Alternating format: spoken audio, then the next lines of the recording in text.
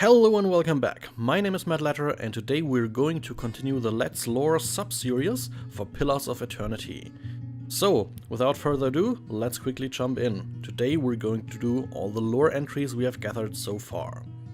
We start with Adra, a shell-like organic material sought after by artisans because it is easy to shape, and by animancers because of its unique ability to draw in, hold, and to channel souls.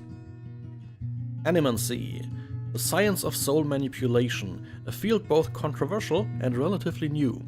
Banned in some nations like Adra, but permitted in other countries like the Deerwood and the Valiant Republics. Okay, so it's banned in some places, didn't know that. Awakened soul. Ordinarily, people do not consciously remember their past lives. Someone with an awakened soul, however, has had either memories from the past or an entire past life personality emerge in the present day. As with ordinary memories, frequently an awakening is caused by seeing something in the present that recalls a past experience. Next up is Barth's Wheel, also known as the Wheel of Life and Death, or simply the Wheel. Barth's Wheel is a metaphorical concept used to describe the collective churning of souls as they leave their bodies upon death, exiting the world through pillars of Adra, and then are reborn into new bodies. A Baywick, a windstorm local to the wilds of Erglanfath. Those caught within the stone have their souls shared from their bodies. Ingwith, the name of an extinct civilization that dates back more than 2 millennia.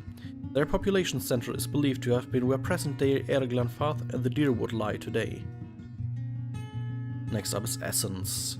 Souls are made up of essence. As a resource, this soul matter is prized by animancers, whose experiments often require its use. Hollowborn, an infant born without a soul. We've heard about that before when we talked with the dude at the entry to the town.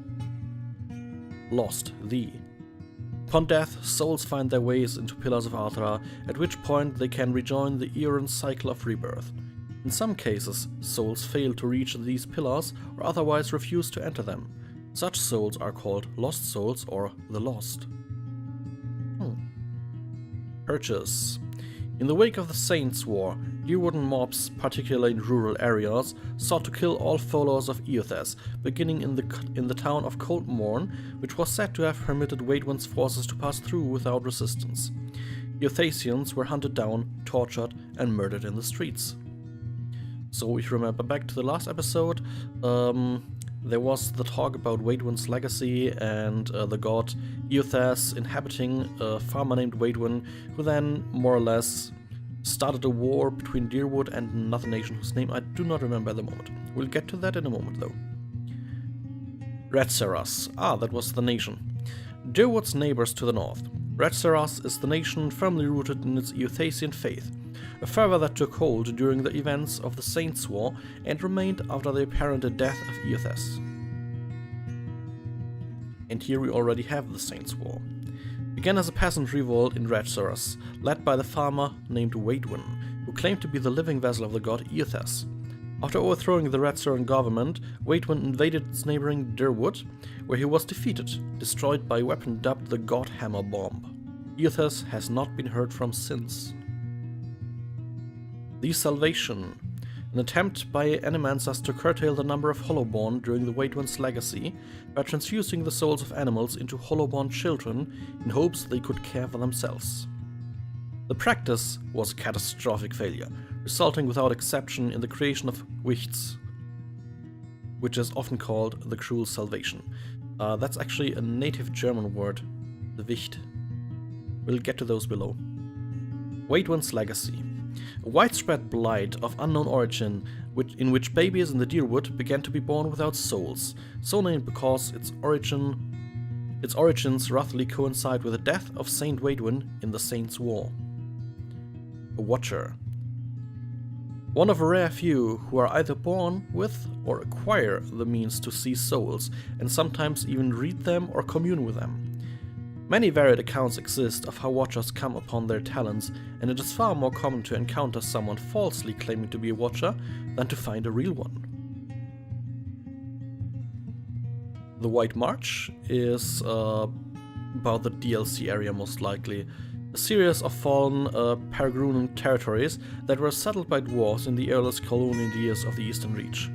The most prominent settlement, Durgan's Battery, was well known for its high-quality bronze art objects and unparalleled steel weapons, shields, and armor.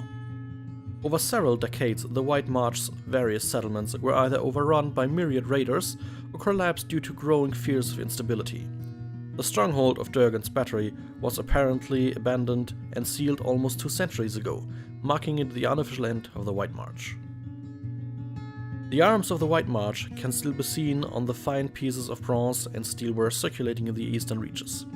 The symbolism of the mountains is obvious, but the linked circles at the top were common to many Peregrunan settlements, representing the common link of kinship between them. The yellow field, not often found on metalwork, indicated the bronzeware that the White March was initially famous for. And lastly, the Wicht, a Hollowborn child that has, through the science of Animancy, been made a vessel for the soul of an animal. In time, all such children become feral and violent. Okay, so we've gone through all the lore we have so far. I hope that was interesting to you. I certainly learned a few new things there. And yeah, I'm looking forward to the next episode. Thank you for watching. See you!